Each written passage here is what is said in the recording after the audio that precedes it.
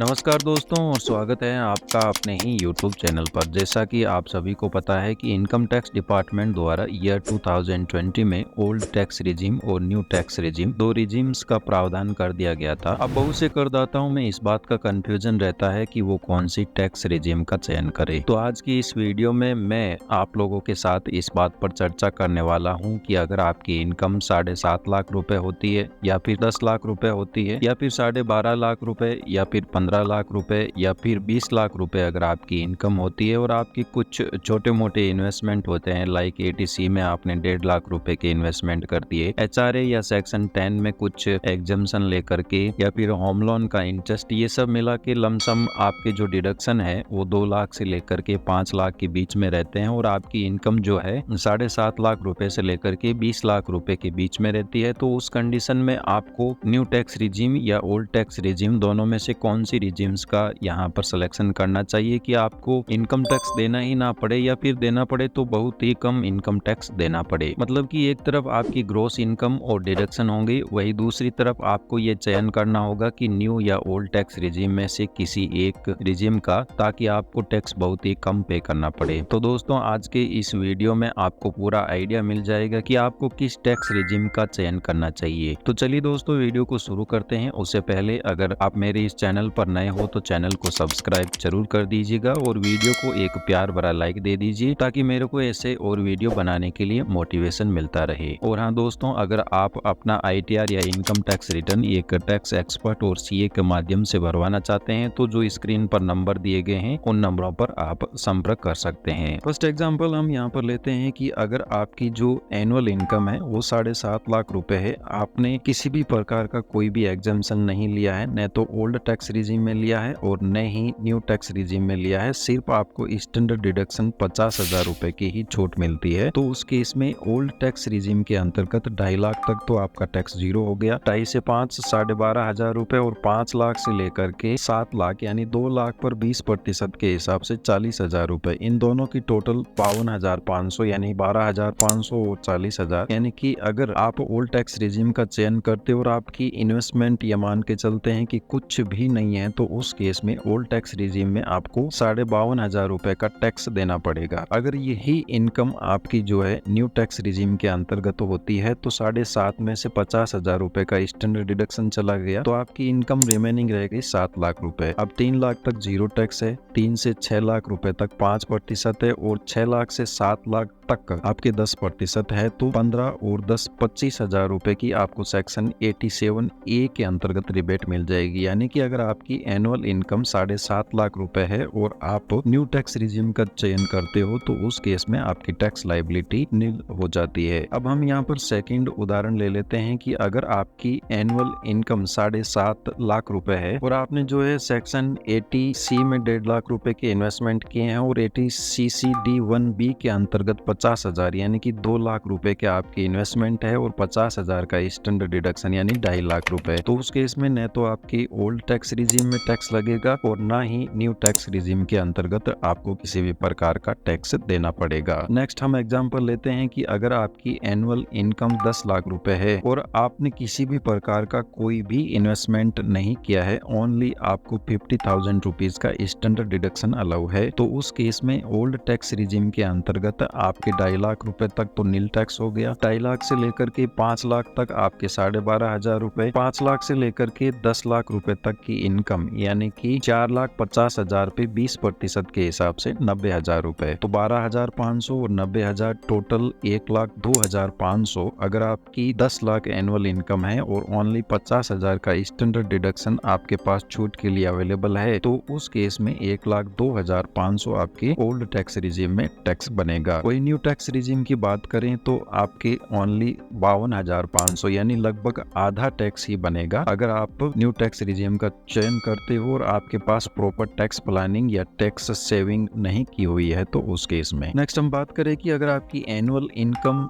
10 लाख रुपए है और आप एक सैलरीड एम्प्लॉय है तो उस केस में आपके नॉर्मल इन्वेस्टमेंट है, जैसे आपने स्टैंडर्ड डिडक्शन 50,000 का आपके अवेलेबल है, 1.5 लाख रुपए का ATC में इन्वेस्टमेंट भी है, सेक्शन 80CCD1B में आपने NPS में एक्स्ट्रा एडिशनल 50,000 रुपए को कंट्रीब्यूशन भी किया है और सेक्शन 80D में medical health insurance premium premium आपके बच्चों के लिए 25,000 रुपए तक अगर आपने इन्वेस्टमेंट कर रखे हैं तो उस केस में आपके टोटल एग्जम्पशन हो गई 2,75,000 रुपए। तो 10 लाख में से 2,75,000 रुपए गए तो पीछे आपकी इनकम बचती है 7,25,000 रुपए। तो ओल्ड टैक्स रिजीम के अंतर्गत 7,25,000 रुपए पर आपका टैक्स बनेगा 57,500। वही न्यू टैक्स रिजीम के अंतर्गत आपको ओनली स्टैंडर्ड डिडक्शन 50,000 रुपए की एग्जम्पशन मिलेगी, तो आपकी इनकम रहेगी 9,50,000 रुपए। अब न्यू टैक्स रिजीम में 9,50,000 रुपए पर आपका टैक्स बनेगा 52,500 रुपए। तो इस केस में यहाँ पर आपके न्यू टैक्स रिजीम है वो आपको ज्यादा बेनिफिट देगी। इन केस अगर आपकी इनकम 10 लाख रुपए या उससे ज्यादा है और आपकी जो टोटल सेविंग्स है वो 2 से 3 लाख के बीच में है तो आपको न्यू टैक्स रिजीम का चयन करना चाहिए। नेक्स्ट हम यहाँ पर एग्जांपल लेते हैं कि अगर आपकी एनुअल इनकम 12.5 लाख रुपए है और आपको सिर्फ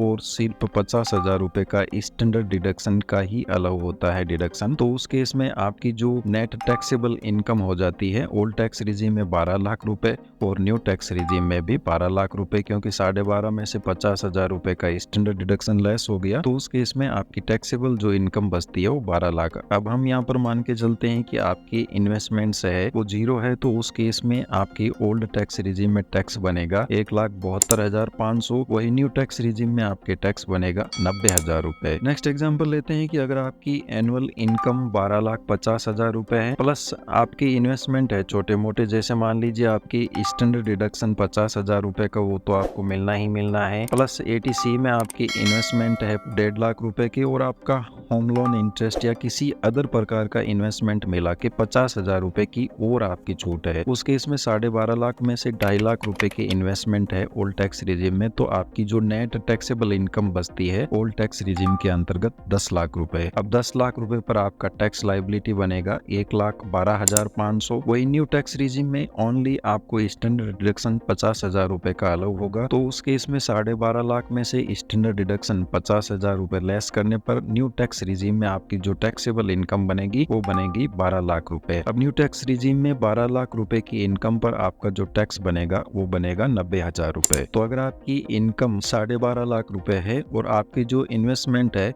लमसम 2-2.5 लाख रुपए के आसपास है तो उस केस में आपको न्यू टैक्स रिजीम का यहाँ पर चयन करना चाहिए, क्योंकि न्यू टैक्स रिजीम में आपकी टैक्स लायबिलिटी कम बनेगी according to old tax regime. Next example लेते हैं, अगर आपकी जो एनुअल इनकम है वो 15 लाख रुपए है विदाउट एनी एग्जम्पशन, सिर्फ आपको स्टैंडर्ड डिडक्शन 50,000 रुपए का मिलता है, तो उस केस में ओल्ड टैक्स रिजीम में भी आपकी इनकम होगी 14.5 लाख रुपए और न्यू टैक्स रिजीम में भी आपकी टैक्सेबल इनकम होगी 14.5 लाख रुपए। अब ओल्ड टैक्स रिजीम में 14.5 लाख रुपए की इनकम पर आपके टैक्स बनेगा 2,47,500 यानी अप्रोक्स 2.5 लाख रुपए के तकरीबन। वही न्यू टैक्स रिजीम में आपकी इनकम 14.5 लाख रुपए, उस पर टैक्स बनेगा 1,40,000 यानी कि लगभग आधा टैक्स बनेगा। तो अगर आपकी इन्वेस्टमेंट और प्रॉपर सेविंग प्लानिंग नहीं है तो उस केस में आपको न्यू टैक्स रिजीम के साथ जाना चाहिए। वही हम यह मान के चलते हैं कि अगर आपकी एनुअल इनकम 15 लाख रुपए है प्लस आपको स्टैंडर्ड डिडक्शन का 50,000 रुपए का, एटीसी में 1.5 लाख रुपए की, एटीडी में 25,000 रुपए के, एटीसीसीडी 1B में 50,000 रुपए, एटीजी में अगर आपने किसी भी प्रकार का डोनेशन किया है 25,000 रुपए और साथ ही होम लोन इंटरेस्ट आपके 2 लाख रुपए है, यानी कि आपकी जो टोटल सेविंग्स है वो 4 लाख रुपए से लेकर के 5 लाख के बीच में है, तो उस केस में आपकी ओल्ड टैक्स रिजीम में जो टैक्सेबल इनकम आएगी वो आएगी 10 लाख रुपए। अब 10 लाख रुपए पर आपकी जो टैक्स लायबिलिटी बनेगी वो बनेगी 1,12,500। वही न्यू टैक्स रिजीम में ओनली आपको 50,000 रुपए का स्टैंडर्ड डिडक्शन अलाउ होगा, तो आपकी जो टैक्सेबल इनकम होगी वो होगी 14.5 लाख रुपए। अब 14.5 लाख रुपए पर आपकी जो टैक्स लायबिलिटी बनेगी वो बनेगी 1,40,000 रुपए। तो अगर आपकी एनुअल इनकम 15 लाख के तकरीबन है और आपको लगता है कि आप जो है इन्वेस्टमेंट एग्जम्पशन तकरीबन 4 लाख से 5 लाख के बीच करवा सकते हो, तो उस केस में आपको ओल्ड टैक्स रिजीम के साथ जाना चाहिए, जहां पर आपके अप्रोक्सीमेटली 30,000 रुपए की टैक्स सेविंग होगी according to new tax regime. Next example लेते हैं कि अगर आपकी एनुअल इनकम 20 लाख रुपए है और आपका कोई भी डिडक्शन नहीं है, तो उस केस में आपकी न्यू टैक्स रिजीम और ओल्ड टैक्स रिजीम दोनों में ही जो टैक्सेबल इनकम होगी वो होगी 19.5 लाख रुपए। अब 19.5 लाख रुपए पर ओल्ड टैक्स रिजीम में आपके टैक्स बनेगा तकरीबन 3,97,500 यानी कि 4 लाख के आसपास। वही न्यू टैक्स रिजीम में आपके टैक्स बनेगा 2,75,000 ₹75,000। वही अगर हम इसका नेक्स्ट स्टेप लेते हैं कि अगर आपकी एनुअल इनकम 20 लाख रुपए है और आप जो है ओल्ड टैक्स रिजीम में सभी प्रकार के इन्वेस्टमेंट मिला करके 7 से 8 लाख रुपए के बीच के इन्वेस्टमेंट कर देते हो, तो उस केस में जो आपकी टैक्सेबल इनकम है वो है 14,70,000 रुपए। अब 14,70,000 रुपए पर ओल्ड टैक्स रिजीम में टैक्स बनेगा 2,53,500 रुपए। वही न्यू टैक्स रिजीम में ओनली स्टैंडर्ड डिडक्शन 50,000 रुपए का ही अलाउ होता है, तो उस केस में आपके 19.5 लाख रुपए की इनकम पर न्यू टैक्स रिजीम में टैक्स बनेगा 2,75,000 रुपए। तो यहाँ पर आपको अगर आपकी इनकम 20 लाख के अप्रोक्स है और आप जो है 7 से 8 लाख रुपए के बीच में इन्वेस्टमेंट करवा सकते हो, टोटल एग्जम्पशन ले सकते हो, तो उस केस में यहाँ पर आपके लगभग न्यू टैक्स रिजीम और ओल्ड टैक्स रिजीम बराबर ही पड़ती है। इसके अलावा अगर आपकी इनकम इनमें से हटकर किसी भी प्रकार की है, तो जो आपको QR कोड दिया है टैक्स कैलकुलेटर का, इसको स्कैन करके आप अपनी टैक्स को कैलकुलेट कर सकते हो सीधा इनकम टैक्स की साइट पर जाकर के। धन्यवाद दोस्तों, जानकारी अच्छी लगी हो तो चैनल को सब्सक्राइब कीजिएगा। और हाँ, अगर आपकी किसी भी प्रकार की क्वेरी हो या आपको किसी भी प्रकार के टैक्स रिलेटेड कंसल्टेंट करनी हो, तो इस नंबरों पर आप व्हाट्सअप कर सकते हैं या नीचे कमेंट कर सकते हैं, जिसका मैं जवाब देने की कोशिश करूंगा।